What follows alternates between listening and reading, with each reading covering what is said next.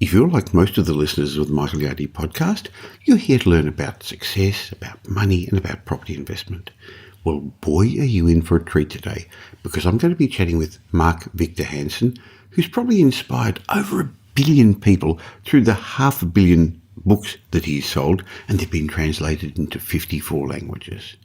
Now, I know he inspired me when I first read his Chicken Soup for the Soul series of books, but then I went on to read his books related to entrepreneurships and property, and they came at the right time in my life when I needed them. I know currently a lot of people are feeling challenged by what's going on in the world, so I hope Mark's words of inspiration are going to come at the right time in your life, just like they came to me at the right time in my life. He's got a powerful message to share, and it's more than his normal message about the principles of perseverance, excellence, and belief in yourself. It's a message for everyone in these challenging times, so I'm proud to have a chat with one of the world's most respected thought leaders who's known globally as the Ambassador of Possibility. So welcome to today's episode of the Michael Yardney podcast. Welcome to the Michael Yardney podcast, where twice each week you will learn a number of new ideas regarding success, property investment and money in around 30 minutes. Our show is brought to you by Metropole, who specialise in helping you grow, protect and pass on your wealth through strategic property and wealth advice. Now here's your host, Michael Yardney, Australia's most trusted property commentator who has once again been voted Australia's leading property investment advisor. That's the 5th time he's won a similar award in the last 7 years.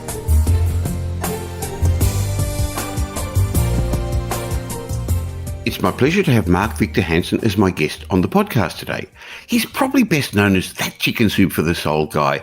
Along with co-author and business partner Jack Canfield, they lodged what Time magazine called the publishing phenomenon of the decade, with over 500 million Chicken Soup for the Soul books sold worldwide. But there's a lot more to Mark than that. For more than 44 years, he's focused on helping people and organisations reshape their personal vision of what's possible. He's appeared on Oprah, CNN, The Today Show. That's just to name a few. So you're in for a treat today. Welcome, Mark. Michael, it is my great joy to be with you because you and I are of one mind, having chatted with you for a few minutes. So I got an idea all your multitudinous listeners are going to love what we've got to share. Well, Mark, over the years, I've bought your books, I've read your books, I've been inspired by your books. I remember in the 1990s, 2 of your books impacted me significantly, apart from the Chicken Soup for the Soul books, which I'd read before, the Millionaire, 1 Minute Millionaire and Cracking the Millionaire Code that you wrote with Robert Allen. And I found them a fantastic tool for unleashing my entrepreneurial spirit, also opening my mind to enlightened wealth. But what you wrote then is just as relevant today, because we're living in challenging times, not just here in Australia, but especially in the United States with that current triple threat of the coronavirus, economic downturn, and social upheaval. Now, Mark, I know your story and you've faced challenging times and adversity before. How are you coping? How are you handling COVID-19? Well, as you know, because you've read all my stuff or a lot of my stuff, is that I say that adversity, well, first of all, we know the yin and the yang, crisis equals opportunity. We're in the biggest crisis, but it isn't just the Aussies and the Yanks. It is now 8 billion of us that are in lockdown and frustrated and uptight and depressed and angry and hostile and saying, well, what am I going to do?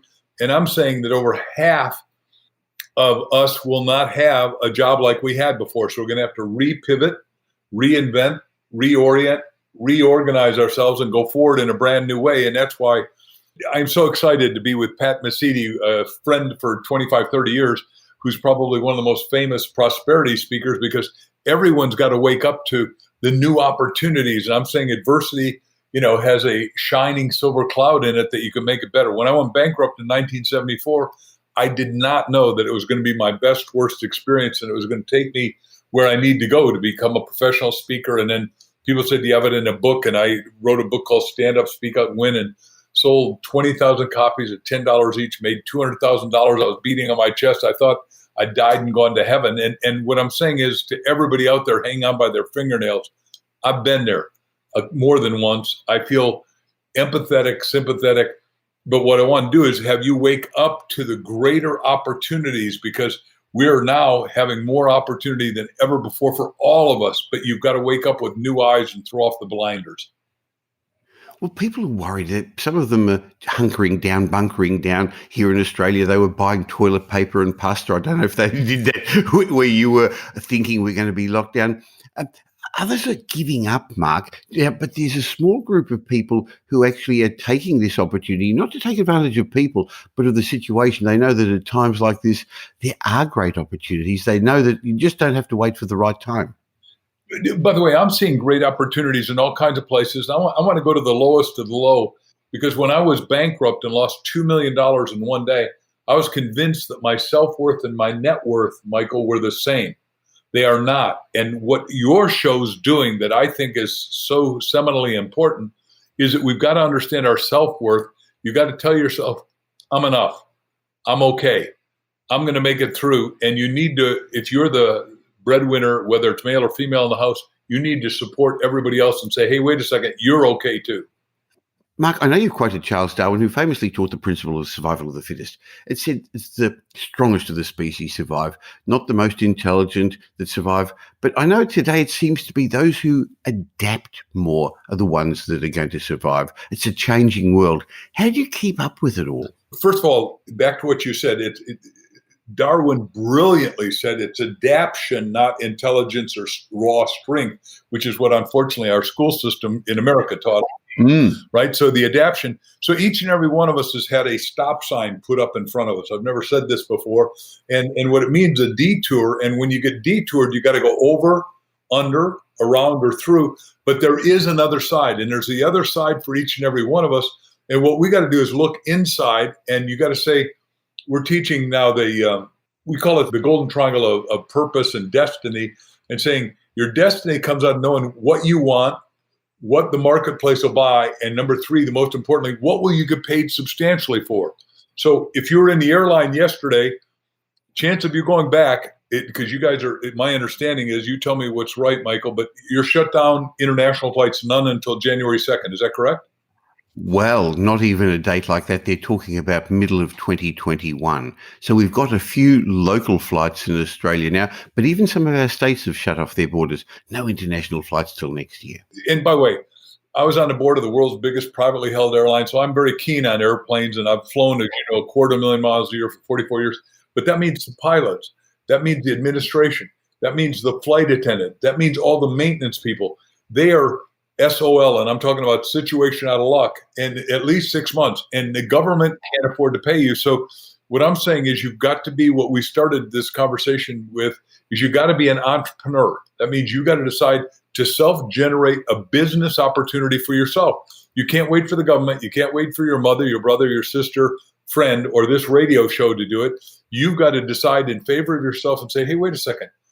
Somebody needs something I've got, and you got to go deep inside and ask yourself, what is it that I can provide that nobody else is providing that'll make everybody better off, no one worse off, and that they will pay substantially for, because money is going to flow. $4 trillion a day is still flowing around the economy, and any one of us can make as much of it as we want if we understand that. Old Russell Conwell wrote a great book called Acres of Diamonds, which basically said you got acres of diamonds inside, and they'll show up outside once you wake it up. Like when I was bankrupt, I said, wow, I'm going to wake up and become a speaker. Then I woke up and said, I'm going to be a writer, and then I'm going to be a serial entrepreneur. And I pulled it all off. But you figure out what you want, put it in writing, visualize it to realize it, and then go take the action. Now, you're saying we've got to find our destiny, and it's our job to find it. But how do you go about doing that? Oh, boy, I love your question. So what we're teaching is you do a thought command. You ask 400 times before you go to sleep at night, and it's really critical because the subconscious never sleeps, and we're all over endowed with greater mind, not brain. Brain is inventory, mind is thinking. And you say, God, what's your destiny for me? God, what's your destiny for me? God, what's your destiny for me? And by the time you get to 400, you're going to fall asleep, but you're going to wake up maybe at 2:59 in the morning. You must have paper and pen next to bed.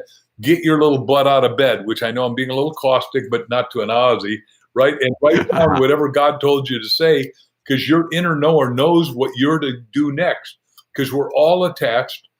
You know, the law of attraction teaches all is one, and you're going to attract what you want. You're going to attract what has been in your heart and soul to do forever. And every one of us has got a different assignment, a different destiny. And what we're trying to do is have people rise up to their destiny and fulfill it, because when you fulfill yours, you help automatically that fast 250 other people fulfill theirs. Now, I know over the years we've both said things in a similar vein, that your thoughts lead to your feelings lead to your actions, and your actions lead to your result. So your outside world really is very much a reflection of what's going on inside, Mark, isn't it? 100%. And you need to live in the assumption of the wish fulfilled. So let's take a flight attendant that was maybe getting a minor pay of $30,000 a year. That may be high or low, depends on their rank and status and seniority. But what happens if all of a sudden he or she says, wow, I can go do X. And I'm not going to tell you what X is. It could be a virtual business. It could be a real business. But what if they started making more than they've ever made before, and they double, triple, quadruple their income per year? And then what if they start making so much that they get to be a visionary leader? Because you and I are here to understand. Solomon said, you're here to be an influencer of influencers. What if they started influencing other people to start having mental breakthroughs and understand, hey, wait a second, there's more than enough for all of us. There's the world is absolutely abundant. You know, the oldest line is out of the Upanishads ever written spiritually, and it said, out of abundance, he or she took abundance, and still abundance remains. So there's enough air for all of us, and yes, we ought to keep it clean and all that, but maybe that's your assignment. So how do we now find this new destiny? Because I think a lot of people don't aspire to enough. They actually don't think they can do it. It's really where they think they're going to achieve in what they're going to achieve in life. Great question. So let me answer it, and I'm going to include you in the answer. Yes. Michael and Mark now believe every one of you has full, absolute, 100% permission and self-confidence to go out and be self-determining to phenomenal success. We don't want you to be a little success. We want you to be phenomenally successful and make everyone infinitely better off. Now, that's a big point, because you have to give yourself permission. At the moment, though, some people are saying, well, others are suffering. They haven't got a job. What right have I got to do this? I actually disagree with that. I think it's our responsibility to do that and then help others, because you say that wealth is freedom. I know some are going to disagree with that. So what is your definition of wealth? Tell me more about this. Okay, well, first of all, I love that you're asking what the definition of wealth is. And let's get wealthy at all levels. Let's get wealthy financially, because you can't do as much good. And by being in poverty, and I've always said the best thing you can do for the poor is not be one of them, because poor people can't help other poor people get rich. And you know, as somebody who's come out of poverty personally, my parents were Danish immigrants, and that's a good long story, but too long for right this second. Is it I didn't like having only one pair of pants. I didn't like having to wear a t-shirt when everyone else had a shirt in school and I had holes in my shoes. That was not okay with me. So I said, I don't know what I'm going to do, but I commanded my inner knower to figure out how to get wealthy. And then once you do that, you say, well, wait a second. I've never had a shirt that denied you of a shirt. So why can't I help everyone understand how they can afford all the shirts, the clothes, the watches, the travel, the cars, the house, the home, the relationships that they want to have, and make everyone better off. So once you have some substance, and then I believe you got to learn, and that's what we're talking about here. Then you got to earn, then you got to return. And then the return is the reason I've sold 500 million books is that we tithe, we give on every book to some charity. And the spiritual line is it opens up the windows of heavens, and it'll give you such a rich reward you won't be able to receive it. Well, true wealth has a lot more to do than money, isn't it? You've got to have your health, as we've realised in these situations. You've got to be able to have time to appreciate what's going on. I know there's a lot of people who work really hard, have lots of money, and really don't appreciate what they've got. You've got to have somebody to love and somebody to love you. I think to be truly wealthy, you need money plus the ability to give back to the community, and that's one of the things I've always admired about you. So when we talk about wealth, we're not just talking about accumulating, whether it's properties or a stock portfolio or things like that, or money, are we, Mark? No, and let me just go to I out-married myself. I've got one of the more charming, beautiful, wonderfully wise women. And when I got divorced and got out of a relationship I shouldn't have been in, I wrote down 267 things I needed in my ideal mate: her character, her values, her virtues, everything. We had to have exactly the same values. We had to spiritually believe. She had to have her own business because I didn't want somebody marrying me for my wallet. So, and I never told her until after we got married long ago, but we're 267 out of 267. And also, because both of us would have kids, our kids had to love each other and get along. And we got 5 kids and 6 grandkids. So that is real wealth, by the way. I don't know if you've got any grandkids yet, Michael. Well, similarly, my second marriage now is 22 years. So we've got 6 kids between us, but none jointly, and 10 grandchildren. So I'm a little bit ahead of you. And I am very wealthy. And even though we're locked down, I have Zoom sessions with them and I see them and have a lot of fun with that. So that's great. But I think another thing came out of what you were just saying. You've actually written down and planned your future. You've made the plan and then you've made it happen. And that's your reticular activating system there, isn't it? Going out looking for what you're wanting. Otherwise, you're going to get sidetracked with all the other rubbish that comes along. All of us have massive distractions. So I even wrote a book long ago called The Power of Focus. And the minute you figure out what you want and put it in writing, it is rushing to you. And the great line out of The Alchemist is, universe is conspiring to give you that which you desire. And what, is that a great line? Yes, it is. But aren't some people going to listen to this, Mark, and say, oh, that's all metaphysical hoo-ha. That doesn't apply to me? I was in graduate school with the smartest physicist ever and futurist, Buckminster Fuller, Einstein's best student, 40 books, thousands of inventions, geodesic domes, all kinds of stuff. And I traveled with Bucky for 7 years. Bucky says the height of physics, physical stuff, is metaphysics. And Einstein would say, hey, wait a second. Imagine, and he was, I love everything about Albert, but Albert would say, imagination is more important than facts. Like he figured out E, all the energy of physical universe, equals 2 parts. It equals M, matter congealed, and E, energy radiant. And then Bucky said, back to where we're talking about money, is Bucky came up with real wealth, RW equals energy, which is infinite, times ideas, which is infinite. Therefore, you got 2 infinite. So if you don't have money, it's temporary if and only if you study seminars like the kind you're giving on this radio show or some of the books that I've written or podcasts that I've given. Just because when you wake up your mind, you wake up your heart, your soul, your future, and you expand the prosperity and the abundance for yourself and everyone else. I know you're coming virtually to Australia because we can't do it the old-fashioned way at Pat Mesiti's session this weekend. What message have you got for the Australians? Well, first of all, I'd like everyone to come, and it's free right now to the first 1,000 that show up at mesiti.com/chicken soup.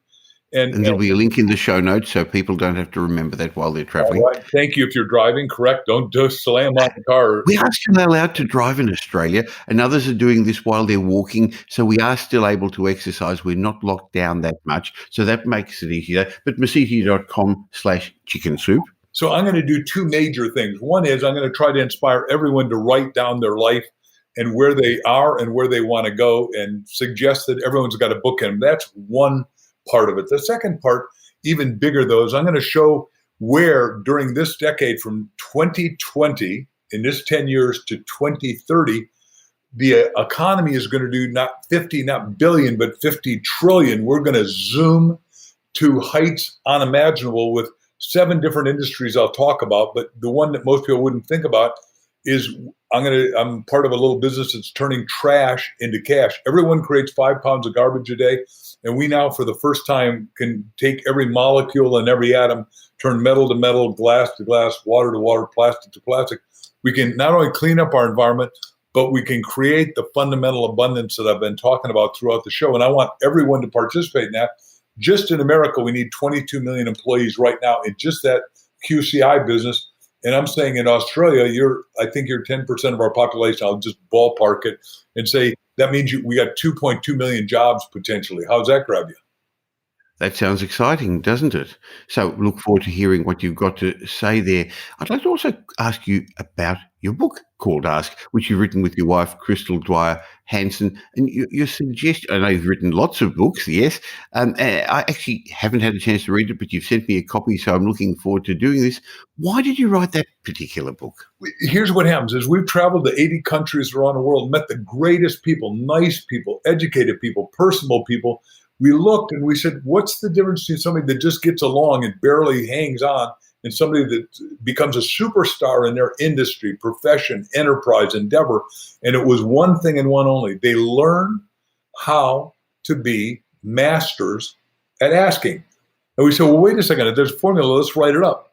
Then we researched it and found out Harvard documented, everybody documented. And then we interviewed 26 masters of asking. And we said, look, let's have everybody become a master asker. And just because our books are selling so well in Australia, I got to tell you, you better get it electronically at Amazon if you want. And then we said, how can we help people on an ongoing basis? And that is, you can go to askthebookclub.com for free. And once a month, starting in August, Crystal and I will try to get everyone to become a master asker and grow to fulfill their destiny. So how do you start asking better questions, Mark? Well, you ask better questions, and there's only three zones. You got to ask yourself, ask others, and ask God. And when I went bankrupt in 1974 and I thought I should cut my throat or end it all, luckily I said, well, God, what's my destiny? And that's the question all of us got to ask. I said, I want to talk to people that care about things that matter, that'll make a life-changing difference. Same thing Pat Mesiti has been doing with me and around the world at different places and different times. And that's why I think the world of this great Australian speaker that is a great friend of both of ours. Is it, what do we do? And then once I started doing it, people said, do you have that story in a book? And I did a book. And like I said, I sold 20,000 copies, made 200,000, tripled my income, started doing a talk called Triple Your Income, Double Your Time Off. And it went crazy for me. And then, as you know now, fast forward, we sold 500 million books and sold $1 billion worth of licensing that nobody had ever done in a book business because they didn't see it as an opportunity. And I'm saying, at this seminar I'm doing with Pat, is that we're going to open up opportunities. We're going to open up your mind to have you see stuff you didn't see because it's all hidden in plain sight. And what we want to do is wake you up to your own inner success, inner glory, inner destiny, inner opportunity that is enormous. The stuff you've been talking about all the time on your show.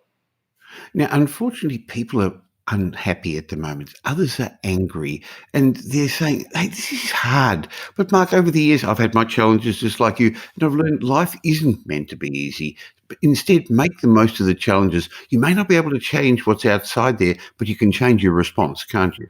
And the minute you change your response, your world starts to shift. That's what's amazing. So if you start telling yourself 50 times a day, I'm enough, you start to become enough. If you say, I've got self-confidence in myself, thanks to what, Michael and Mark and pretty soon Pat will say on Saturday, we can open up everybody's mind, heart, experience, and future. And look, we're all going to a future. And if you don't do that, you're going to get sucked into fear. And fear is always uncertainty about the future. So let's do what FDR's Fireside Chats written by Napoleon Hill, who wrote Think and Grow Rich. You have nothing to fear but fear itself. Confront your fears and make it disappear. And we all individually and collectively have to do that because there is a brighter, better future for all of us. Yes, there is. And as I said, I don't think life was meant to be easy. We'd love it to be that way. But unfortunately, nothing good comes without a struggle. But if you do get through the struggle, if you do change the way of thinking, if you do change your life, Mark, you're going to be better at the other end, aren't you? Bingo. That's what heroes and sheroes have one thing only in common. They all overcame a problem. Whether it's David with nothing but 5 little stones, and he's got a Goliath who's however tall he was. I've read 7'8". I don't know how big the Philistine was, but the point is he had that little slingshot like you guys taught me in Australia that you swing like this. In America, we always had the slingshot that you go like this. That's right. Yes, they're different, aren't they? That's right. Yours because you got the great Aboriginals that had the same founding slingshot. Okay, can I talk about that opportunity once? Yes, please. So you know who Art Linkletter was, right? I do. I remember watching him on TV when I was a young lad. Yes, he had kids say black and white TV in the afternoons. Well, he and I wrote a book together called How to Make the Rest of Your Life the Best of Your Life. But he went to Australia, saw that your Aboriginals took green twigs and tied them together. And instead of swinging them down the street like we were doing in America at that time, this is when I was a baby, but he started doing this thing called hula hoop, all inspired in Australia, and he made $2 billion because, remember, I said your success is hidden in plain sight. He didn't know that he was going to make $2 billion when he saw hula hoop and took it back to America. And as a little kid, man, maybe I was 5 years old, I saw it like you did, and I bought one. Back then it was $1. I don't know if you what it cost. Yeah. But, it was great fun for me to have it. I think the other lesson I'm getting from you is that if we want to be different to those who are stuck, if we want to be different from where we are now, we're actually going to have to think differently, because if you don't think differently, Mark, you're going to get the same outcome. So to change your outcomes, you really have to change the way you're thinking. Bingo. You've got to do that. You've got to change your self-narrative. And I'm sort of a Plato scholar, Platonic scholar, Socrates, and all that. But he said that whoever controls the narrative controls the world. Well, let's do that individually. If you control your own narrative, your own voices, which is why when I was bankrupt, thank God, audio tape and little Sony cassette players had been invented. I listened to that one tape 287 times, and it gave me what old Zig Ziglar would call a checkup from the neck up, because it's from the neck up that you go up. Then the second part to that is what you just intuitively said, two come together, the power of 11, but you've got to have somebody that's powerful and positive, not negative, because if you're hanging around somebody negative, you're going to have an echo chamber saying, you can't do it, you can't be it. Who the hell do you think you are? Come on, you know better than that, Michael. Both of us have heard that forever. And the point is, you got to, when I had 144 rejections for chicken soup, because I'm the salesman since I was 9 years old, I took it and I said, Jack, we're going to sweep it off. And our ex-spouses at the time said, you guys don't see the pink slips? Why don't you go do something else? No. I said, this is going to make it. Everybody wants these stories, And boy, were they good stories in those days, but they were innovative, but they helped me during my challenges as well. So you've got to keep believing in yourself. You've got to keep having faith in yourself, is what you're saying, Mark. Exactly. And Australians, because I've been to your great country 12 times, traveled to everywhere from Sydney to Perth and up the Gold Coast. And I love everyone that I've met there. I've had only fun and great times. I love Australia. But you guys are some of the best storytellers in the world. And what it needs now is we need to have us individually and again collectively rewrite our story positive rather than negative. So you've got to think positively, because you get what you expect, don't you, in life? Exactly. And I'm asking everyone to dust themselves off, brush themselves off, rethink, reinvent, repivot, reorient yourself, which is what, Pat and I will be taking everyone through on Saturday, because we want you to be the new you, the new, improved, excited, delighted, effervescent, ebullient, joyous you. So let's make it clear. It's Saturday your time. It's Sunday Australian time. And it's patmasitti.com/chicken soup, and there'll be a link in the show notes. That's okay. So it's early morning here when we're having a chat, and it's afternoon there in Arizona. So what do you see happening in our future? You're a bit of a futurist. You're a social commentator. We're living through challenging times. And I think if somebody told us in January what April would be like and we'd be locked down and not able to go out, we wouldn't have believed it. And somebody in May would have told us here in Australia that Victoria, that my state, is locked down again and all these jobs would be lost and our economy would be so difficult, people wouldn't believe it. So this is an interesting year that our grandchildren that we spoke about are going to learn about in the history books. But when we move forward, what's life going to be like? It's going to be hard for some people to accept what I say next, but it is going to be better than ever. It's going to be more extraordinary. It is more inviting, more delicious, if you don't mind my doing it, because all of us are going to live through it. We're going to remember this like my parents lived through the Depression. And, I heard great stories about what my dad had to do to keep my oldest brother alive during that time. He was born in 1937, and what he had to do to keep him and mom going. And what happens is, so we're going to have a better, stronger story. Our mettle, M-E-T-T-L-E, is going to be fortified inside. And I'm asking everyone to wake up their enthusiasm, which is a spirit within which shows without, and say, hey, wait a second. If Mark and Michael are telling the truth even this much, why don't I reinvent myself? Why don't I decide, what do I want in my heart of hearts and soul? What would I accept if I could get paid substantially for that I could be really good at? It doesn't matter what I haven't done, haven't been, haven't thought, haven't sought. It doesn't matter what bank accounts I do have or don't have. It doesn't matter what friends I do or don't have. When I started the speaking business, I knew nobody. I didn't know anything. I was doing life insurance. I didn't own a premium. I didn't know any of that stuff. But you learn it, and you decide to fast learn it. And when I was 16 and the Beatles came out, and I called my best friend, another little Scandinavian, Gary Youngberg, I said, we're starting a rock group. In 2 weeks, we learned 50 songs. Now, did I know before we started I could do that? Hell no. But within a year, we're making $5,000 a night, which is more than my father made in a year as a baker.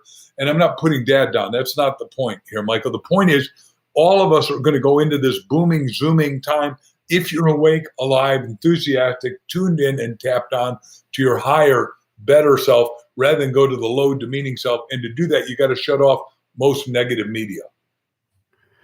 Well, you've given us some great inspiration, and I definitely recommend to anyone listening to this to go to Amazon.com and look at some of your books, and they're timeless. But the last one that you've written with your wife is called Ask, and that's worth getting. Also, there's the live stream 10 a.m. this Sunday, the 26th of July, and we'll have a link in the show notes, masiti.com/chicken soup. Thank you very much, Mark Victor Hansen. You're an inspiration. You've been an inspiration to, well, if you've written 500 million, 500 million books, I guess you've probably touched 1 billion people. And I know you've definitely touched my life. So thank you so much. Thank you. It's been my pleasure. And I sold 500 million books. I didn't write 500 million books. Nobody could do that. You're right. You're right. You sold 500 million. But what I'm assuming is that lots of people borrowed them from the library or borrowed them from friends. And that's why, yes, you're right. You've actually touched 1 billion people. Thanks for correcting me. And all the best. And look forward to chatting with you, hearing from you on that live stream. I look forward to it. Thank you for everything, Michael. And thanks for being a friend. Well, what an inspiration. The ambassador of possibility, Mark Victor Hansen. And if you received some inspiration from this, I'd like you to pass the message forward by telling a couple of people about today's show. You can do it through social media. Just tell them in the old-fashioned way, or there's a share button on all podcast apps.